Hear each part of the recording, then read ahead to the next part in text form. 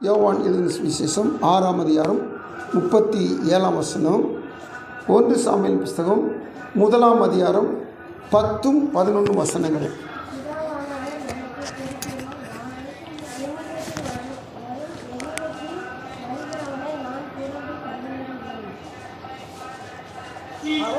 அவள் போய் மனக்கசந்து மிகவும் அழுது கர்த்தரை நோக்கி ஜெபம் பண்ணி, தேவனின் கர்த்தாவே, தேவனே, உமது அடியாளின் சிறுவை கண்ணெடுத்து பார்த்து உம்முடைய அடியாளை மறவாமல் நினைக்கிறது. உமது அடியாளுக்கு ஒரு ஆண்களே கொடுத்தால் அவன் உயிரோடு சகல நாளும் நான் அவன் கர்த்தருக்கு ஒப்புக் கொடுத்தேன். அவன் தலையின் மேல் சவரம் கட்டி படுவதில்லை என்று ஒரு கற்பனை பண்ணினார். ஆமென்.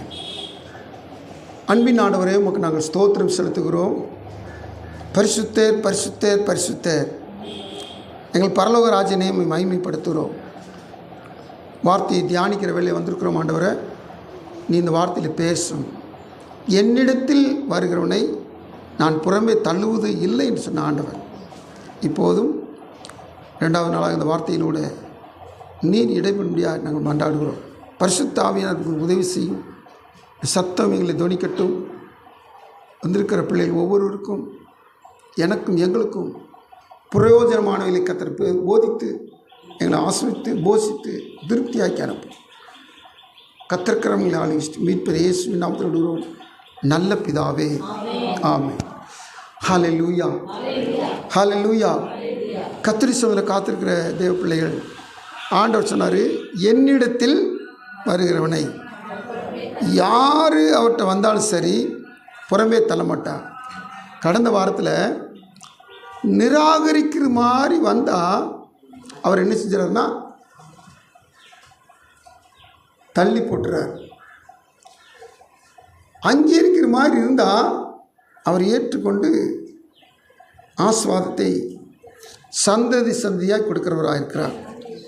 கர்த்தருக்கு ஸ்தோத்திரம். இந்த வாரத்தில் கர்த்தர் சொன்ன வார்த்தையில் அந்த ஒரு சொல்லை நம்ம தியானிக்கிறோம். என்னிடத்தில் அப்படின்னு சொன்ன பார்த்தீங்களா? என்னிடத்தில். இந்த வார்த்தையை நல்லா கவனமாக இருதயத்தில் பதிச்சு வச்சுங்க.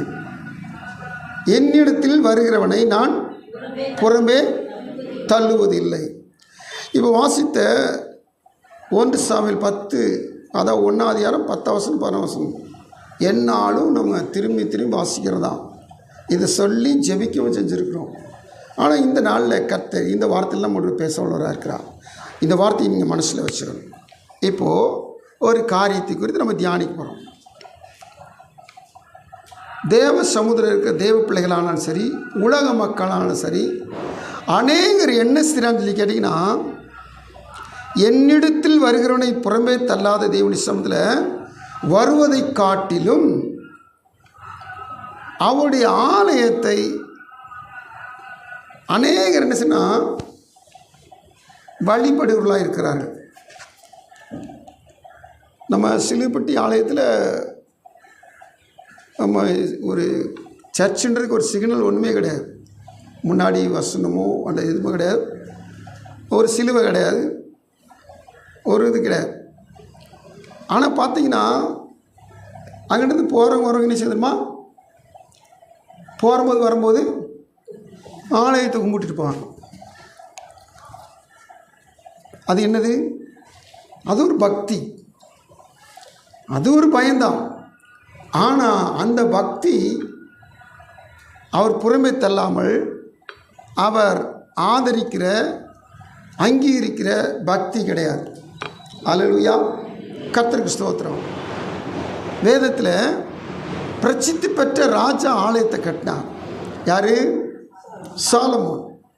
இந்த ஆலயத்தை கட்டினவர் அவங்க அப்பா சேர்த்து வச்சார், அவங்க அப்பா ஸ்கெட்சு கொடுத்தாரு, எல்லாம் கொடுத்தாரு, இவர் கட்டினார். இவர் முன்னால் நின்று கட்டார். இவர் வேதத்தில் அநேக பெரிய பெரிய ஜெபம் பண்ணது போல் ஆலயத்தை கட்டின மாத்திரத்தில் இவர் பெரிய ஜெபம் பண்ணார். அவர் பண்ணின ஜெபத்தில் பார்த்தீங்கன்னா ஒரு காரியத்தை திரும்பி திரும்பி திரும்பி மென்ஷன் பண்ணுறார்.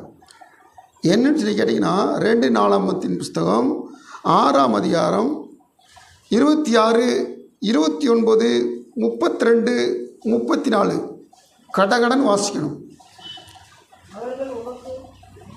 வாசிங்க. 2 நாளாகமும் 6, 26, 29, 32, 34.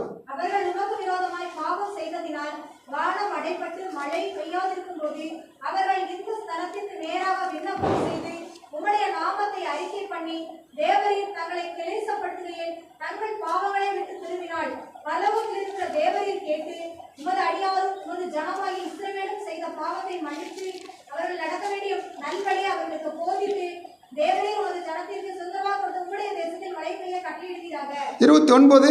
எந்த மனுஷன் ஆனாலும் இஸ்ரவேலாகிய உம்முடைய ஜனத்தில் எவனானாலும் தன் தன் வாதையும் யாவலத்தையும் உணர்ந்து இந்த ஆலயத்துக்கு நேராக தன் கைகளை விரித்து செய்யும் சகல விண்ணப்பத்தையும் சகல வேண்டுதலையும் உம்முடைய வாசஸ்தலமாகிய பரலோகத்தில் இருக்கிற தேவரீர் கேட்டு மன்னித்து 32. உம்முடைய ஜனமாகிய இஸ்ரவேல் ஜாதி அல்லாத அந்நிய ஜாதியார் உம்முடைய மகத்துவமான நாமத்தின் நிமித்தமும் உம்முடைய பலத்த கரத்தின் நிமித்தமும் ஓங்கிய உம்முடைய புயத்தின் நிமித்தமும் தூர தேசங்களிலிருந்து வந்து இந்த ஆலயத்துக்கு நேராக நின்று விண்ணப்பம் பண்ணினார். 34. நீர் உம்முடைய ஜனங்களை அனுப்பும் வழியிலே அவர்கள் தங்கள் சத்துருக்களோடு யுத்தம் பண்ண புறப்படும் போது நீர் தெரிந்து கொண்ட இந்த நகரத்துக்கும் உம்முடைய நாமத்திற்கும் நான் கட்டின இந்த ஆலயத்துக்கும் நேராக விண்ணப்பம் பண்ணினார். இன்னும் 38 உண்டு. சரி, வாசிக்கலாம் பாருங்க. எத்தனையோ முறை இருக்குது, நல்லா கவனிங்க. இப்போ அந்த வாசித்த காரியங்களாம் நீங்கள் கவனிக்கும் போது இதில் என்னத்தை திரும்பி திரும்பி மென்ஷன் பண்ணுறாரு? ஆலயத்துக்கு நேராக அவர் கட்டின ஆலயம், அந்த சாலமோன் ஆலயம் கட்டிருக்கிறார். இப்போ ஆலயத்துக்கு நேராக என்ன பண்ணினா அதுக்கடுத்து திரும்பி சொல்கிறாரு, பரலோகத்தில் இருக்கிற நீர் அதை கேட்பீர், கேட்டு அவர்களை மன்னிப்பீர், அவர்களை விடுதலாக்குவீர், அவர்களை திரும்ப கொண்டு வருவீர். இந்த காரியத்தை நான் தவறாகவோ அல்லது மாற்றுக்கிறதாவோ சொல்ல வரவில்லை. இந்த சாலமோன் ஆலயத்தை கட்டிருக்கிறாரு. இவர் சொன்ன காரியத்தை நீங்கள் கவனித்து பார்த்தீங்கன்னா, நான் கட்டின இந்த ஆலயத்துக்கு நேராக யார் கையெடுக்கிறாங்களோ, நான் கட்டின இந்த ஆலயத்துக்கு நேராக யார் ஜெபம் பண்ணுறாங்களோ, நான் கட்டின இந்த ஆலயத்துக்கு நேராக யார் மன்றாடுறாங்களோ, இப்படியே சொல்லிக்கிட்டே வரார். இவர் சொல்கிறதை கேட்டு தான் இன்றைக்கு வரைக்கும் அநேகர் என்ன சொன்னால் ஆலயத்துக்கு நேராக கையெடுக்க ஆரம்பிக்கிறாங்க. அல்லேலூயா. ஆனால் அவர் சொன்ன முக்கிய காரியம், இந்த ஆலயத்துக்கு நேராக கையெடுக்கிற பொழுது, கை விரிக்கிற பொழுது பரலோகத்திற்கு தேவன் கேட்டு, அல்லேலூயா.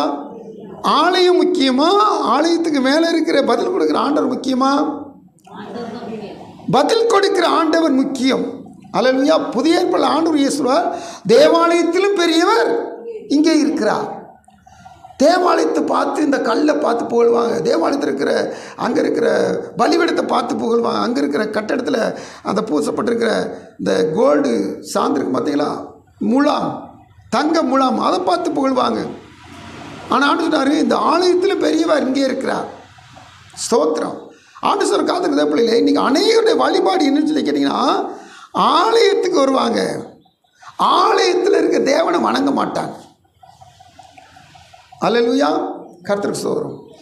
ஆலயத்தில் ட்ரெடிஷ்னல் சர்ச், பாரம்பரிய சபையில் ஆலயத்துக்கு எல்லோரும் வருவாங்க, ஆலயத்தில் வந்து எல்லோரும் காணிக்க கொடுப்பாங்க. ஆனால் ஆண்டு தொழுது கொள்ளாமல் போயிடுவாங்க. ஜடமாக வந்துட்டு ஜடமாக போகிறதுனால ஒரு புண்ணியம், பதில் சொல்லுங்களேன், கிடையாது. நீங்கள் எப்படி வந்தீங்களோ அப்படியே போன ஒரு புண்ணியம் கிடையாது. அல்லேலூயா. நம்ம ஆரலூர் பாடல் பாடணும், துதி செய்ய தொடங்கினா தான் அங்கே கர்த்தருடைய கிரியை தொடங்குது. ஸ்தோத்திரம். கர்த்தரை தொழுது கொள்ளணும். அல்லேலூயா. கர்த்தருக்கு நமக்கு ஒரு கனெக்ஷன் இருக்கணும், கர்த்தருக்கு நமக்கு ஒரு நல்ல தொடர்பு இருக்கணும். இல்லாத பட்சத்தில் ஆலயம் செல்வது வீண். ஆமென். இந்த ஆலயத்தை நோக்கி கையெடுக்கணும் சொன்னார். இன்னைக்கு வரைக்கும் பாருங்கள், அது கிறிஸ்தவ ஆலயங்களானாலும் சரி, அல்லது முகமதிய மசூதியானாலும் சரி, அல்லது மக்களுடைய கோவில்களானாலும் சரி, போகிற வழியில் என்ன செய்கிறாங்க எல்லாருமே? ஆமாம், நடைபாதை பக்தி போய்கிட்டு இருக்கும்போது வணங்கிட்டு போவாங்க, ஆலயத்தை பார்த்து வணங்குவாங்க. இதை விட பார்த்திங்கன்னா தூரத்தில் ஒரு ஆலயம் தெரியும், சிலுவை தெரியும். அப்போ இங்கேருந்து என்ன செய்வாங்க, பஸ்ஸில் போய்கிட்டு இருக்கும்போது இங்கேருந்து வழிபடுவாங்க. நல்லா கவனிங்க. அன்னாள் செய்த ஒரு வேலையை, அன்னாள் செய்த ஒரு காரியத்தை நம்ம கவனிக்கிறோம். அன்று சொன்ன காத்திருக்க தேவ பிள்ளைகள், அன்னாலும் எல்லாத்த போல ஆலயத்துக்கு வந்தாள். அவள் ஜடமாய் வந்தால் அழுதுட்டு அதே ஜடமாக திரும்பி போனாள். கர்த்தருக்கு ஸ்தோத்திரம். தேவ சமூகத்தில் ஒரு நாள் இந்த அன்னாள் ஆலயத்துக்கு வந்தவ ஆண்டவர்கிட்ட போனாள். ஹல்லேலூயா. கர்த்தருக்கு ஸ்தோத்திரம். இதான் முக்கியமான ஒரு காரியம். ஆலயத்துக்கு வந்த அன்னாள் ஆண்டவர்கிட்ட போனாள். நல்லா கவனிச்சுக்காளுங்க. இந்த பழைய பாரம்பரியங்கள் ஆலயத்துக்கு வந்துட்டு ஆலயத்தை ஆண்டவர் பார்த்துட்டு போகிறது பெரிய காரியமே. ஆலயத்துக்கு வந்துட்டு அப்படி போகிறது பெரிய காரியமே கிடையாது. ஆலயத்துக்கு வந்துட்டு ஆண்டரை பார்த்துட்டு ஆண்டவர்கிட்ட என்ன செய்யணும், முறையிட்டுட்டு ஆண்டவர்கிட்ட பெற்றுக்கொண்டு என்ன செய்யணும், கடந்து போகணும். இந்த 2 நாளாகவும் ஆராதியத்தில் வாஸ்தவம், இந்த ஆலயத்தை நோக்கி இந்த ஆலயத்தை நோக்கி இந்த ஆலயத்துக்கு நேராக இந்த ஆலயத்துக்கு நேராக அப்படின்னு சொல்லி வாஸ்தவம் அநேக முறை வருது. நம்ம 4 வருஷம் அதுக்கு இன்னும் உண்டு. ஆனால் 7 அதிகாரத்தில் 14 முதல் 17 வரை ஆண்டவர் பேசுகிறார். அவர் நீ சொன்னது மாதிரியே இந்த ஆலயத்துக்கு நேரம் யாரெல்லாம் கையெடுக்கிறாங்களோ, யாருக்கு இந்த ஆலயத்துக்கு நேரம் யாரெல்லாம் ஜெபிக்கிறாங்களோ அவங்களுக்கு நான் பதில் தருவேன் அப்படி சொல்லலை. ஏன்னா இவர் சொன்னதுபடியே இன்றைக்கி அநேகர் வாழ்கிறாங்க. ஆனால் கர்த்தர் அதை அங்கீகாரம் பண்ண, அந்த ஜெபத்துக்கு அங்கீகாரம் கொடுக்கல. அவர் எப்படி பதில் தந்தார் பாருங்க. நாமும் தரிக்கப்பட்ட என் ஜனங்கள் தங்களை தாழ்த்தி ஜெபம் பண்ணி என் முகத்தை தேடி தங்கள் பொல்லாத வழிகளை விட்டு திரும்பினால் அப்பொழுது பரலோகத்தில் இருக்கிற நான் கேட்டு அவர்கள் பாவத்தை மன்னித்து அவர்கள் தேசத்துக்கு சேமத்தை கொடுப்பேன். இந்த ஸ்தலத்திலே செய்யப்படும் ஜெபத்திற்கு என் கண்கள் திறந்தவைகளும் என் செவிகள் கவனிக்கிறதுமாய் இருக்கும். என் நாமம் இந்த ஆலயத்தில் என்னென்னைக்கும் இருக்கும்படி நான் இதை தெரிந்து கொண்டு பரிசுத்தப்படுத்தினேன். என் கண்களும் என் இருதயம் என்னாலும் இங்கே இருக்கும். அப்போ ஆண்டவருடைய வார்த்தையில் ஒவ்வொன்று கவனிச்சு பாருங்க. இந்த ஆலயத்துக்கு நேராக நீங்கள் ஜெபம் பண்ணுறதே நான் அவருக்கு சொல்லலை, ஆலயத்தில் இருந்து ஜெபம் பண்ணுறது சொல்கிறார். அல்லேலூயா. கர்த்தருக்கு ஸ்தோத்திரம். தேவ சமூகத்தில் அது கூட இந்த ஆலயத்துக்கு நேரான்னு சொல்லாமல் இந்த என் நாம் தரிக்கப்பட்ட என் ஜனங்கள் தங்களை என்ன செய்யணும், முதல்ல தாழ்த்தணும், தாழ்த்தின பிற்பாடு ஜெபம் பண்ணணும். அதுக்கடுத்து ஏன் முகத்தை என்ன செய்யணும், தேடணும். இந்த ஆலயத்துக்கு கும்பிடுறவங்களா இன்றைக்கி அநேகர் இருக்கிறோம், ஆலயத்துக்கு போகிறவங்கள மட்டும் இருக்கிறோம். ஏன்னா ஆலயத்துக்கு போகாட்டாலும் சர்ச்சுக்கு வராட்டாலும் கேள்வி கேட்கறதுக்கு ஒரு ஆள் இருக்காங்க, கேள்வி கேட்பாங்க. அது ஒருத்தருக்கு ஒருத்தர் என்ன செய்வாங்க, நீங்கள் ஏன் இன்றைக்கி வரலன்னு ஒருத்தருக்கு ஒருத்தர் கேள்வி கேட்க ஆள் இருக்காங்க. ஆனால் ஆலயத்துக்கு வரணும், வந்தவங்க தாழ்த்தி ஜெபம் பண்ணி அவருடைய முகத்தை தேடி பொல்லாத வழியில் விட்டு திரும்பினால் அப்பொழுது பரலோகத்தில் மன்னித்து சேமத்தை கொடுப்பேன். அல்லேலூயா. கர்த்தருக்கு ஸ்தோத்திரம். 2வது இந்த ஆலயத்தை குறித்து கர்த்தர் பேசுகிறாரு. ஆனால் அந்த சாலமோன் பேசினது வரை பேசலை, இங்கே இருந்து ஜெபம் பண்ணுறது சொல்கிறார். அல்லேலூயா. இதை அவங்க அப்பா விரும்பி சாலமோன் கேட்டதுனால இந்த இடத்துல அப்படி கண்கள் பதிக்கப்பட்டிருக்கும், ஜெபம் கவனிக்கிறதுக்காக அப்படி செவிகள் திறந்திருக்கும். அல்லேலூயா. அப்போது எந்த காரணத்தை கொண்டும் வெறும் மனுஷனாக வந்துட்டு வெறும் மனுஷனாக போகிறத பற்றி வேதம் சொல்லலை, ஆர்டர் பதில் சொல்லலை. வந்தவங்க கர்த்தரோடு கூட கொண்ட தொடர்பை பற்றி பேசுகிறார். அல்லேலூயா. ஞானமாக இருந்த ஞானவானாகிய தானியேல் அப்படித்தான் செஞ்சார். அநேகர் நினைச்சவங்க தானியேல் எருசலேம் நேர பார்த்து ஜெபம் பண்ணான்னு சொல்லுவாங்க. ஆனால் வசனத்தை நீங்கள் நல்லா கவனித்து பாருங்கள். 6:10 என்ன போட்டிருக்குது, அந்த பத்திரத்துக்கு கையெழுத்து வைக்கப்பட்டதென்று அறிந்த போதிலும் தன் வீட்டுக்குள்ளே போய் தன் மேலாயிலே எருசலேமுக்கு நேராக பலகணிகள் இது ஒரு பாட்டு. எருசலேமுக்கு நேராக பலகணி வழியா பலகணி திறந்திருக்க அங்கே தான் முன் செய்து வந்தபடியே தினம் 3 வேளையும் தன் தேவனுக்கு முன்பாக முழங்கால். இந்த வார்த்தை தான் முக்கியமான வார்த்தை, நீங்கள் நல்லா நோட் பண்ணிக்கணும். தேவனுக்கு முன்பாக, ஆலயத்துக்கு நேராக இல்லை, தேவனுக்கு முன்பாக. அல்லேலூயா. பலகணிகள் எருசலேம் நேரம் திறந்திருக்கட்டும், ஆனால் அவன் யாருக்கு முன்னாடி இருக்கிறான், தேவனுக்கு முன்பாக. எலியா ஆகாப்ட போய் நிற்கும் போது தன்னுடைய அட்ரஸ் என்ன சொல்ல தெரியுமா, இல்லை 17 ஒன்று வாசித்துருங்க, அப்படி தான் உங்களுக்கு நல்லாயிருக்கும். நான் ஆளுக்கு ஒரு கருத்து சொல்கிறேங்க. 1 ராஜாக்கள் 17:1 தானே, சீக்கிரம். இஸ்ரவேலின் தேவனாகிய கர்த்தருக்கு முன்பாக நிற்கிற நான். அல்லேலூயா. எலியாவுக்கு அட்ரஸ் என்னவா? இஸ்ரவேலின் தேவனாகிய கர்த்தருக்கு முன்பாக நிற்கிறவன். ஸ்தோத்திரம். இந்த தானியேல் யாரா? தன் தேவனுக்கு முன்பாக ஜெபிக்கிறவன். ஆலயத்தை வந்துட்டு போக்குவரத்து இடமாக வச்சுக்கிறல்ல. அந்த போக்குவரத்து இடம் எதுன்னீங்கன்னா ஒரு பார்க்கு, ஒரு பீச்சு, இப்படி சில சுற்றுலாத்தலங்கள், இதுகளை தான் போயிட்டு நம்ம இப்படி இருந்தோம் போயிட்டு சந்தோஷமாக பார்த்து சந்தோஷப்பட்டு வீட்டுக்கு வந்துடணும். ஆனால் ஆலயம் அப்படி கிடையாது. ஆலயத்தில் வந்தால் ஆலயத்தில் நம்ம தேவனுக்கு நமக்கு ஒரு கண்டிப்பாக ஒரு தொடர்பு இருக்கணும். நம்ம இந்த தானியத்தை கற்றுக்கொண்ட காரியத்தை அன்னாள் செயல்படுத்தினாள். இவங்க உடனே செயல்படுத்தலை, இவங்க வருஷங்கள் ஆயிட்டு. அதுதான் அவங்க ஜெபத்துடைய சாராம்சத்தை இன்றைக்கி நம்ம தியானிக்க போகிறோம். அவனுடைய ஜெபத்துடைய சாராம்சம் 10 வசனம் தொடங்குது. 1:10. அவள் போய் முதல்ல என்ன செய்றான்? 7ஆம் வசனம் என்ன போட்டிருக்குது?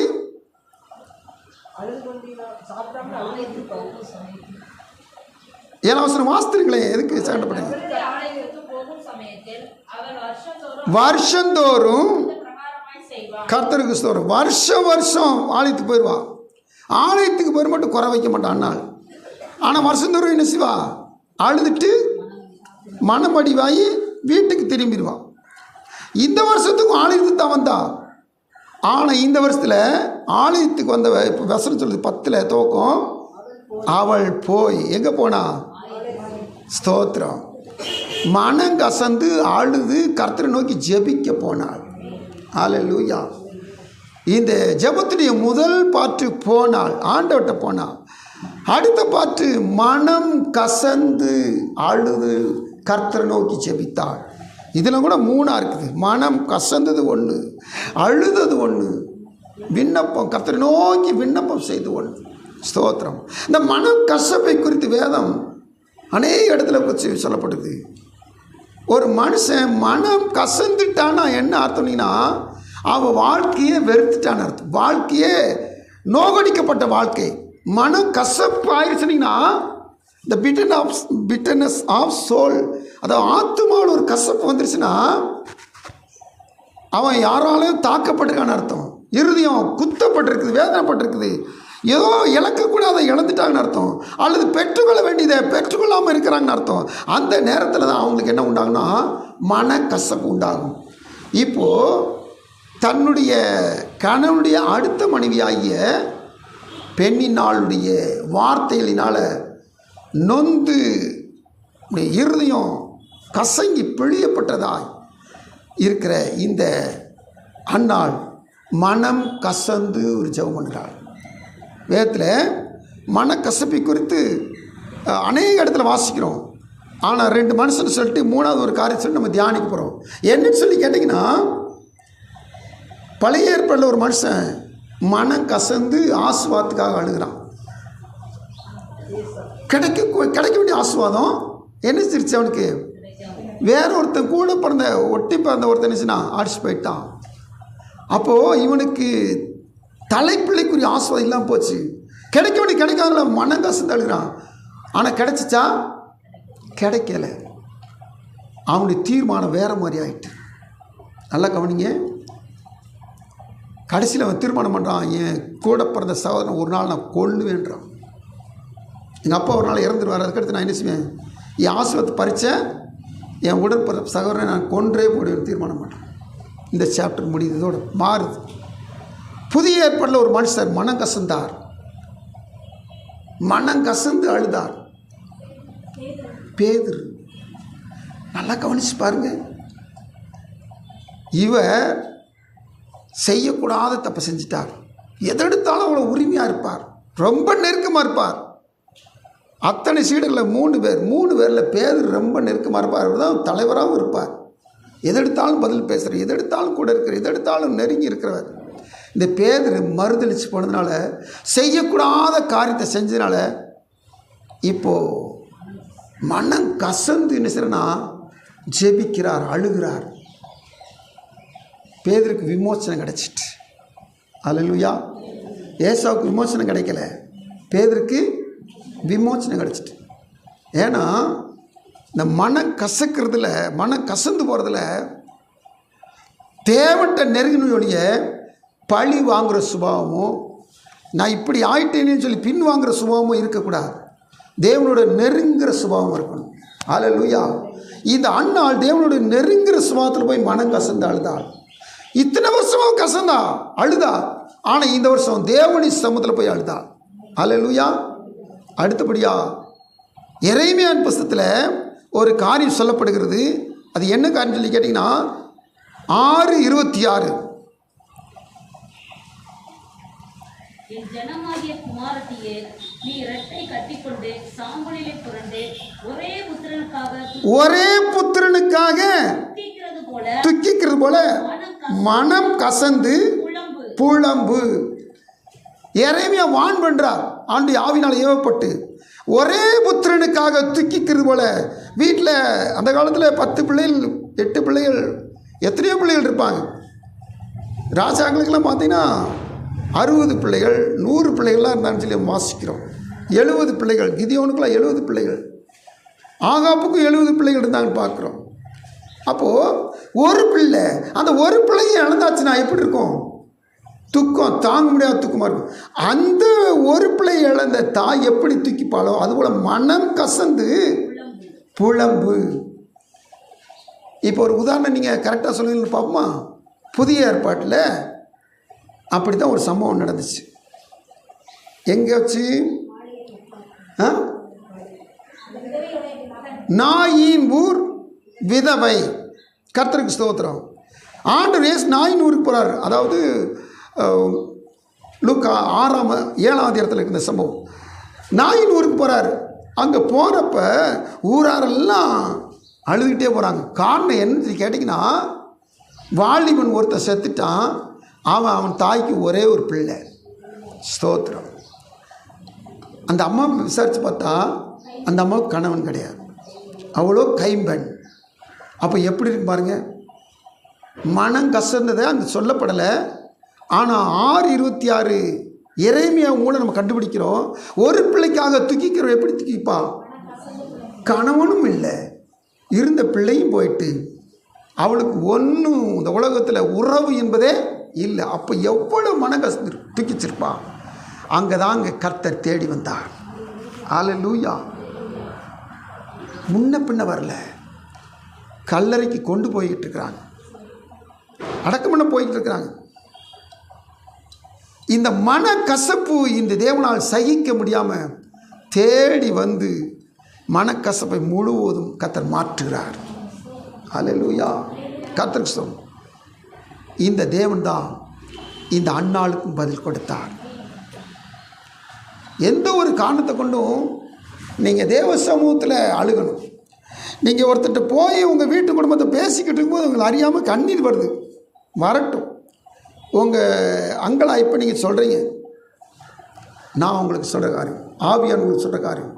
நீங்கள் தேவனுடைய ஆலயத்துக்கு போய், தேவனுடைய சமூகத்தில் போய், தேவனுக்கு உங்களுக்குள்ள தொடர்பில் உங்கள் மனம் கசந்து நீங்கள் அழுதுட்டிங்கன்னா அன்னைக்கே ஒரு விமோச்சனம், அப்பொழுதே ஒரு விமோச்சனம்.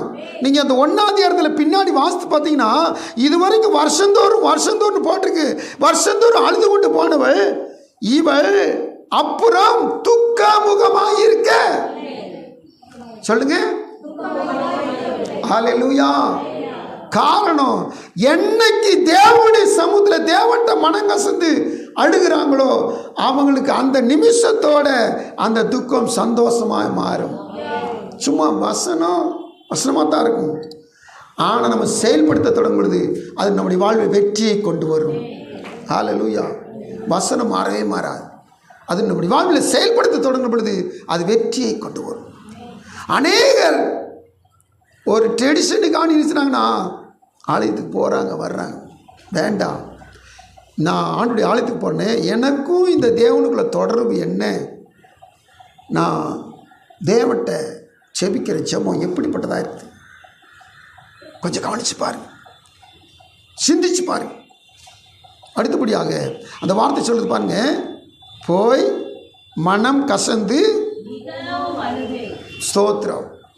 இது வரைக்கும் அழுதாள் போட்டுச்சு, இன்னைக்கு என்ன செய்றா, மிகவும் அழுதாள். ஆண்டு சமூகத்தில் காத்திருக்க தேவ பிள்ளைகள், நாம் தேவனிடத்தில் தவிர மற்றவங்களுக்கு அழுகிறத குறைச்சிருவோம். நீங்கள் மற்றவங்களை பார்த்து ஆட்டோமேட்டிக்காக என்ன செய்யணும், சில துக்கமான காரியங்களில், இப்போ நம்ம வீட்டில் ஒரு துக்கம் நடந்துருச்சு, இப்போ நம்ம பேசாமல் இருப்போம். ஆனால் ஒன்று, ஒரு தெரிஞ்சவங்க வர்றாங்க, நண்பர்கள் வர்றாங்க, உறவுகள் வர்றாங்க, வந்த மாத்திரத்தில் அந்த துக்கத்தை விசாரித்து பார்த்து நமக்கு என்ன வரும், அழுகை வரும். இந்த அழுகையை விட தேவனுடைய சமூகத்தில் அழுகிறது தான் அதிகமாக இருக்கணுமா. இதுதான் அந்த மிகவும்ன்ற வார்த்தையை நம்ம வேதம் பதிவு செஞ்சுருக்கோம். சரி, இப்போ அடுத்த வருஷத்தை வாசிக்க போகிறோம். சேனையில் கர்த்தாவே கர்த்தருக்கு ஸ்தோத்திரம். இந்த ஜெபத்துடைய அடுத்த பகுதி சிறுமை. ஹல்லேலூயா. தேவரீர் உம்முடைய அடியாளின் சிறுமையை கண்ணோக்கி பார்த்து. இப்போ நம்ம தியானிக்கிற வார்த்தை சிறுமை என்ற வார்த்தை. கர்த்தருக்கு ஸ்தோத்திரம். ஆண்டவர் சொன்னார் சங்கீதத்தில், சிறுமைப்பட்டவன் மேல் சிந்தை உள்ளவன் பாக்கியவான்.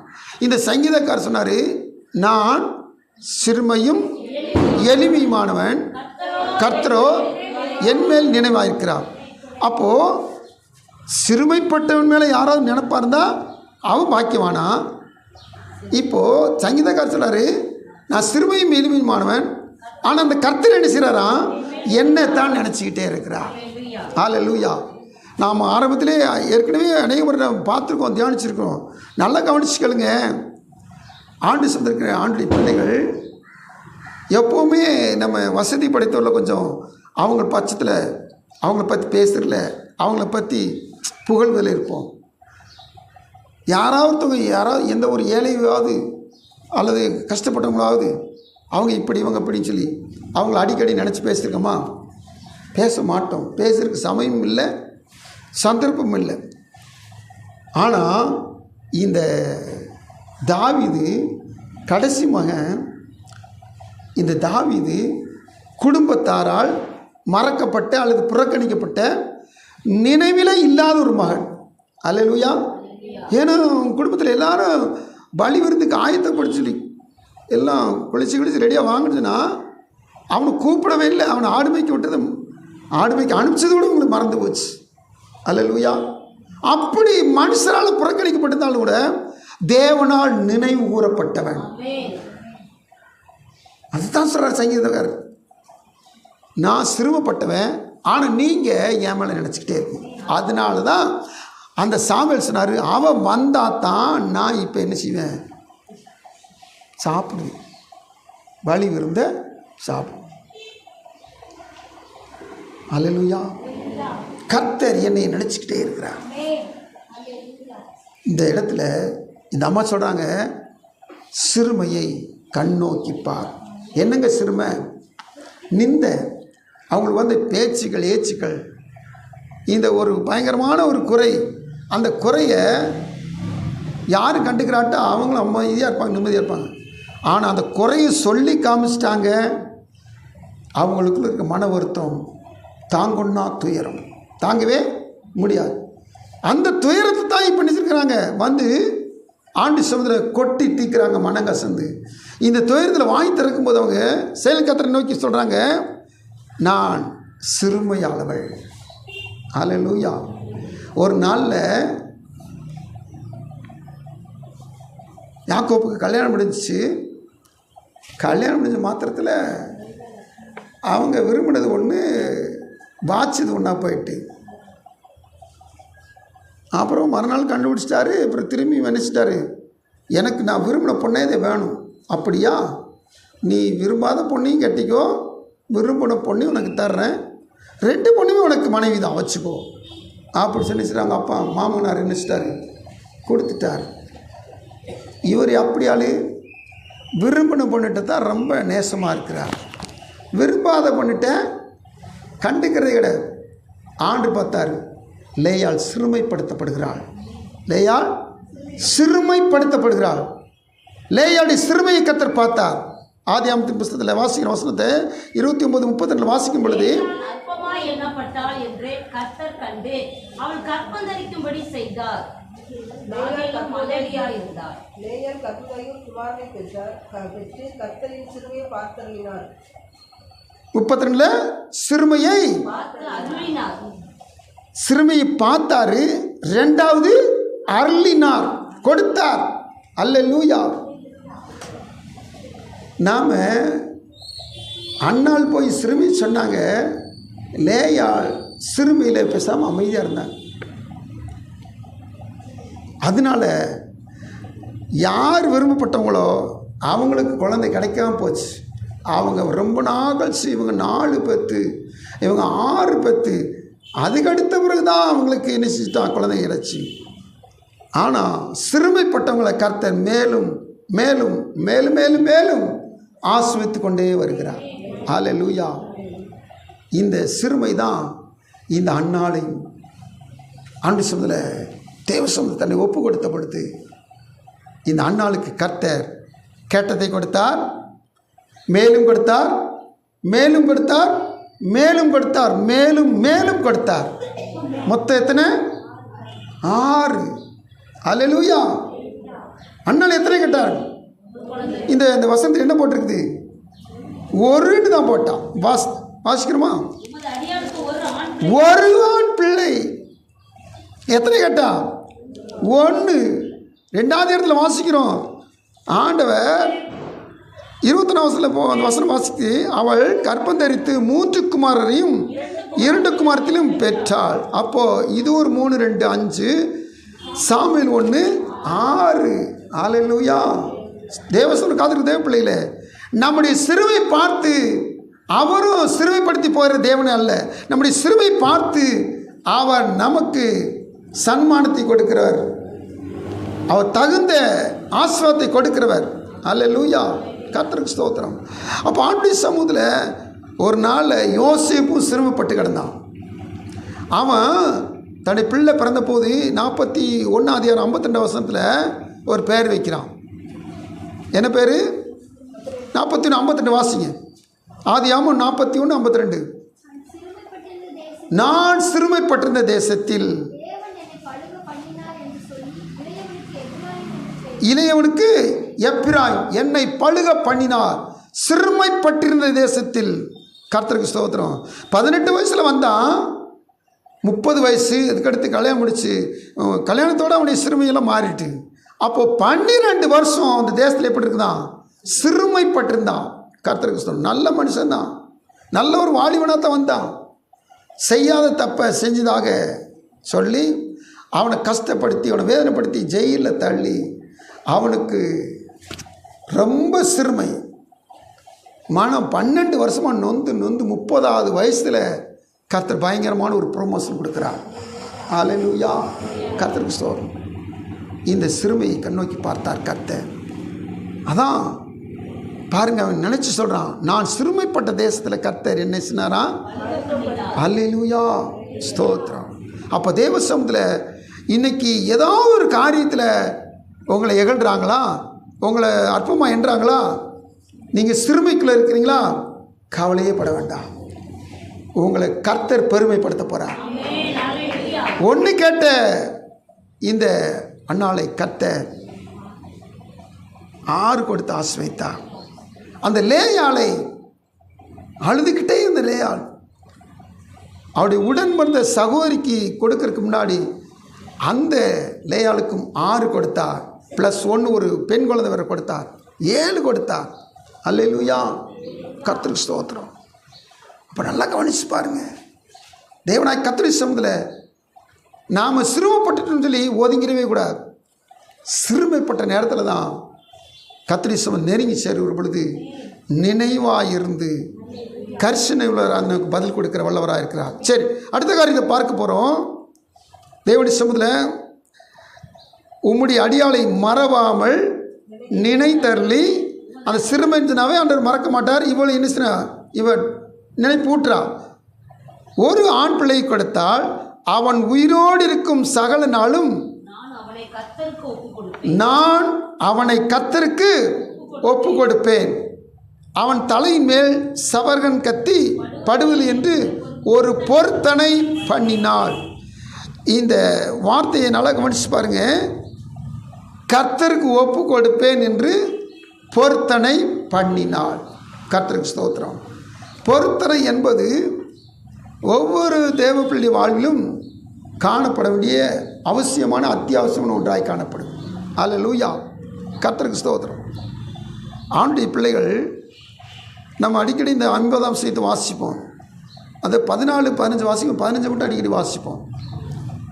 சங்கீதம் 50, 15 நம்ம எல்லாரும் மனப்படமாக சொல்ல வசனம். தம்பிகள்கிட்ட கேட்டால் உடனே சொல்லுவாங்க. என்ன போட்டிருக்குது? என்னை நோக்கி கூப்பிடு, நான் உன்னை விடுவிப்பேன், மகிமைப்படுத்துவாய். அதான வசனம். ஆனால் 14 தான் அதோடைய தொடர்ச்சி. நீ தேவனுக்கு ஸ்தோத்திர பலி இட்டு உன்னதமானவருக்கு உன் பொருத்தனைகளை செலுத்தி. என்ன செய்யணுமா? ஸ்தோத்திரமும் பொருத்தனை செலுத்தினவங்க இவங்க ஏதாவது ஒரு ஆபத்து வந்து ஆபத்தில் கூப்பிட்டா அவங்களுக்கு கர்த்தனை செய்வாராம், பதில் கொடுப்பார், விடுவிப்பார், காப்பாற்றுவார். நாம் 15 மட்டும் வாஸ்தவம்னா எப்படி இருக்கும்? நான் ஸ்தோத்திரம் பண்ண வேண்டிய அவசியம் இல்லை, நான் பொருத்தனை பண்ண வேண்டிய அவசியம் இல்லை. என்னை ஆபத்தில் கர்த்தர் விடுவிப்பார், என்னை ஆபத்தில் கர்த்தர் காப்பாற்றுவார். மொட்டை கட்டை இருந்த எப்படி இருக்கும்? அர்த்தமற்ற பொருத்தமற்ற வாக்குத்தத்தம் போயிடும். ஒவ்வொரு வாக்குத்தத்தங்களும் ஒவ்வொரு நிபந்தனைக்கு உட்பட்டது. ஆமென். ஒவ்வொரு வாக்குத்தத்தமும் எல்லா வாக்குத்தத்தமும் நிபந்தனையோடு கூட தான் இருக்கும். அல்லேலூயா. இதை செஞ்சால் தான் இதை கொடுப்பேன். முழுக்க வேதத்தில் அப்படி தான் இருக்கும். இப்போ 50-15 என்ன போட்டுருச்சு? ஆபத்து காலத்தில். அப்போ இதுக்கு ஏதோ நிபந்தனை இருக்குதா? இல்லை. கூப்பிடுறவங்க எல்லாருக்கும் பதில் கொடுப்பாரா? கூப்பிடுறவங்க எல்லாருக்கும் விடிப்பாரா? அதுக்கு தாங்க 14ஆம் வசனத்தில் அதோடைய சாராம்சம் இருக்குது. நாம் என்ன செய்யணுமா? ஸ்தோத்திரத்தை செலுத்தி பொருத்தனை பண்ணி அதை நிறைவேற்றுறாங்க யாரோ அவங்க சில நேரத்தில் ஆபத்தில் மாட்டிக்கிட்டாங்கன்னா நிச்சயமாய் கர்த்தர்களை விடுதலையாக்க வல்லவராய் இருக்கிறார். அல்லேலூயா. சும்மா வாக்குத்தத்தத்தை சொல்லிட்டான்னு சொல்லி நம்ம எனக்கு ஆபத்து வந்துருச்சு நான் கூப்பிடுறது கூப்பிடாதீங்க. அட்லீஸ்ட் கர்த்தரை நீங்கள் பொருத்தனை செஞ்சு நிறைவேற்றாலும் கூட நீங்கள் ஸ்தோத்திரம் பண்ணுறவங்களாகனாச்சும் இருக்கணும். மனப்பூர்வமாக ஸ்தோத்திரம் பண்ணுறீங்களா? மனப்பூர்வமாக கர்த்தரை ஸ்தோத்திரம் பண்ணுறீங்களா? பண்ணினா நிச்சயம் கர்த்தர் உங்கள் ஆபத்தில் உங்களை விடுவிக்க காப்பாற்ற பதில் தர வல்லவராக இருக்கிறார். ஹல்லேலூயா, ஹல்லேலூயா. இங்கே பாருங்கள், அஞ்ஞானிகள், ஆண்டவர் அறியாதவங்க, இவங்க ஒரு நாள் பிரயாணம் பண்ணிக்கிட்டு இருக்காங்க. அவங்க போன பிரயாணத்தில் ஒரு பரிசுத்தவான் ஒருத்தர் ஏறிட்டார். இந்த பரிசுத்தவான் ஏறிட்டு இவர் ஏற நிமித்தமாக கடலுக்கு வந்தளிக்குது, கப்பல் கவிழ போகுது, பயங்கரமான மழை பெய்யுது. என்னங்க இப்படி பரிசுத்தவான் ஏற எப்படி இருக்குமா? பரிசுத்தவான் செய்ய வேண்டியதை செய்யாமல் செய்யத்தகாததை செஞ்சிட்டார். அதனால் அவர் போகிற பிரயாண கப்பல் தடுமாற்றத்துக்குள்ளே போகுது. ஸ்தோத்திரம். இப்போது யார் என்னன்னு சொல்லி விசாரிச்சுட்டாங்க. இந்த ஆட்டை வந்து கேட்டாங்க, பரிசுத்தவான்கிட்ட வந்து கேட்டாங்க, யார் நீ என்ன ஜாதி, எந்த தேசம், உன் தெய்வம் யார், எல்லாம் விவரமாக சொல்லு. சீட்டு போட்டால் உன் பேர் தான் சீட்டு விழுகுது. என்ன செஞ்ச? உள்ளதை பூரா சொல்லிட்டான். இவங்க பயப்படுறாங்க. ஒன்று நிமித்தம் அப்படி வந்துச்சா? எல்லாம் பயப்படுறாங்க. என்ன தான் செய்யணும் சொல்லு, என்னை தூக்கி கடலை போட்டுருங்க. பயப்படுறாங்க. இவனுக்கு கடலை போட்டு இன்னும் பிரச்சனையாகிடுச்சு. என்ன செய்கிறது? போட்டால் தான் ஆகும். இவங்க ஆண்டவரையே அறியாதவங்க. இவங்க பாருங்க ஒரு பொருத்தனை பண்ணுறாங்க. பாருங்க வசனம் சொல்லுது பாருங்க.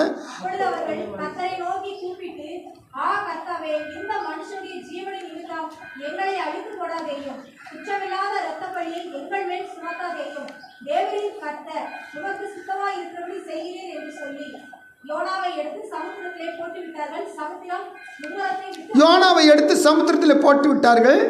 சமுத்திரம் உபரத்தை விட்டு அமர்ந்தது. அல்லேலூயா, கர்த்தருக்கு ஸ்தோத்திரம். இந்த தேவனுடைய மனுஷன் கடலில் போடப்பட்ட மாத்திரத்தில் கடல் என்ன செஞ்சதுன்னா மும்புறத்தை விட்டு அமர்ந்து போயிடுச்சு. இவங்க என்ன செஞ்சாங்களாம்? அப்பொழுது அந்த மனுஷர் கர்த்தருக்கு மிகவும் பயந்து கர்த்தருக்கு பலியிட்டு பொருத்தனைகளை பண்ணினார்கள். ஏங்க இவங்களுக்கு 50 செய்த 14 வசனம் தெரியுமா? தெரியாது. அஞ்ஞானிகள், ஏதோ பிரயாணக்காரர்கள், ஏதோ தேசத்தை சேர்ந்தவர்கள் பிரயாணம் பண்ணுறாங்க. இவங்களுக்கு 50 14 தெரியவே தெரியாது. ஆனால் யார் கர்த்தருக்கு பொருத்தனை செஞ்சு, யார் கர்த்தருக்கு ஸ்தோத்திரம் பண்ணி, யார் கர்த்தரை மகிமைப்படுத்தி பொருத்தனை செய்கிறாங்களோ, நிறைவேற்றாங்களோ, நிச்சயமாய் கர்த்தர் அங்கும் ஒரு பதில். அவங்களுக்கு என்ன ஆபத்து வந்துச்சு? யோனா நிமித்தம் கப்பலை கவிழ்றாப்புல ஒரு ஆபத்து வந்துச்சு, உயிர் போகிற ஆபத்து வந்துச்சு. அந்த ஆபத்தில் கூப்பிட்டாங்க, கர்த்தர்களுக்கு பதில் கொடுத்தார். அல்லேலூயா, ஸ்தோத்திரம். அப்போ தேவசனம் காத்துக்கு தேவப்பிள்ளைகள் ஆண்டுடைய வார்த்தையை முடிக்க போகிறோம். இந்த அன்னாள் ரெகுலராக ஆண்டுடைய ஆலயத்துக்கு வந்தவன். ஆனால் ஆண்டருக்கும் இந்த அன்னாளுக்கு தொடர்பு இல்லாமல் இருந்துச்சு. இப்போ திரும்பிமா கீவேர்ஸ்க்கு வருவோம். திறவுகோள் வசனம் என்ன சொல்லிச்சு? என்னிடத்தில் வருகிறவனை நம்ம என்ன செய்யுமா? இது வார்த்தை சொல்லுது, அவருடைய ஆலயத்துக்கு மட்டும் இல்லைங்க, அவரிடத்தில் வரணுமா. ஃபிசிக்கலாக அவருடைய ஆலயத்துக்கு வரும்.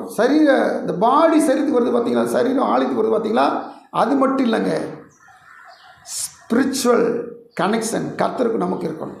ஆவிக்குரிய தொடர்பு நமக்கும் கர்த்தருக்கு என்ன செய்யணும்? இருக்கணும். நிச்சயமாய் கர்த்தர் புறமே தள்ளாமல் அன்னாளை கடாட்சித்தவர், லேயாளை கடாட்சித்தவர். அல்லேலூயா. நம்மை ஒவ்வொருவரும் ஆவிக்குரிய பூமிக்குரிய சரீரத்துக்குரிய சகல மேனினாலும் கடாட்சிக்க வல்லவராயிருக்கிறார், ஆஸ்வதிக்க வல்லவராயிருக்கிறார். அவர் புறமே தள்ளுகிற தேவனே, அவர் நிச்சயமாய் ஆதரித்து நம்மை ஆஸ்வதிக்கிற நல்லவராயிருக்கிறார். எல்லாரும் கண்களை மூடி ஆண்டு நோக்கி பார்க்கலாம். அன்பின் பரலோக பிதாவின் கோடி ஸ்தோத்திரப்பா, மகிமை மாட்சி வந்து நல்ல ஆண்டவரே உமக்கு நாங்கள் நன்றி செலுத்துகிறோம். ஆண்டவர் இப்போ தேவ சமூகத்தில் நாங்கள் வெறும் சரீரத்தளவிலே ஆலயத்துக்கு வருவது அல்ல, நாங்கள் உம்மிடத்தில் வருவது உமக்கும் எங்களுக்கும் ஒரு தொடர்பு ஏற்படுத்தி கொள்ள, உம்மை நோக்கி கூப்பிட, உம்முடைய சமுத்திர கத்தாவே நாங்கள் அழுது, அதிலும் மனம் கசந்து அழுது நாங்கள் தேவ சமூகத்தில் எங்கள் சிறுமையை சொல்லி தேவஸ்தானம் வருந்தி எங்கள் தேவஸ்தானம் பொருத்தனை செய்து செபிக்கிற பொழுது நிச்சயமாய் அன்னாளுக்கு பதில் தந்தது போல நீர் எங்களுக்கு பதில் தருவேன் என்று சொல்லி எங்களுக்கு திருளம் பற்றதுக்காக ஸ்தோத்திரம். எங்களில் திருளம் பற்ற கர்த்தர் நிச்சயமாக எங்களுக்கு பதில் தருவேன். ஆண்டவரே, நாங்கள் மேட்டிமையாக வேற்றான சிந்தையாக நாங்கள் பெற்றுக்கொள்ளாதவர்களாய் காணப்படக்கூடாது. ஆண்டவரே, நாங்கள் பெற்றுக்கொள்ளத்தக்கதாக நாங்கள் மனம் கசந்து, அதுவும் ஒரே பேரானவனுக்காக, ஒரே பிள்ளைக்காக மனம் கசந்து அழுது போல நாங்கள் அழுது தேவ சமூகத்தில் மன்றாட்டுக்கு பதிலை பெற்றுக்கொள்ளத்தக்கதாக உதவி செய்யும். கர்த்தாவே, மனம் கசந்து அழுது கொண்டிருந்த அந்த விதவியை தேடி சென்ற கர்த்தர் ஆண்டு சமூகத்தில் நாங்களும் சிற்சில நேரங்களில் எங்களுடைய மனம் பிளம்புகிற பொழுது, கலங்குகிற பொழுது எங்களை தேடி வந்து ஆறுதல் படுத்துகிற கர்த்தர் எப்பொழுது எங்களை தேற்ற முடியாது, ஆற்ற முடியாது. எங்கள் நடத்திச்சுட்டே ஜெபிக்கிறோம். எண்ணத்தில் வருகிறவனை நான் புறம்பே தள்ளுன்னு சொல்ல, ஆண்டவர் எங்களை புறம்பே தள்ளாமல் ஆபேலை ஆதரித்தது போல, அன்னாளை ஆதரித்தது போல எங்களையும் ஆதரித்து நடத்து, எங்களை தாழ்த்துவர்கள் மீட்பர் இயேசுவின் வேண்டுகிறோம் நல்ல பிதாவே, ஆமென். நம்முடைய கர்த்தராகிய இயேசு கிறிஸ்துவின் கிருபையும் பிதாவாகிய தேவனுடைய அன்பும் பரிசுத்த ஆவியின் ஐக்கியமும் சந்தோஷமும் சமாதானம் வழிநடத்தும் இன்றைக்கு என்னைக்கும் சதா காலங்களிலும் நாம் அனைவரோடு தங்கியிருப்பதாக. ஆமென்.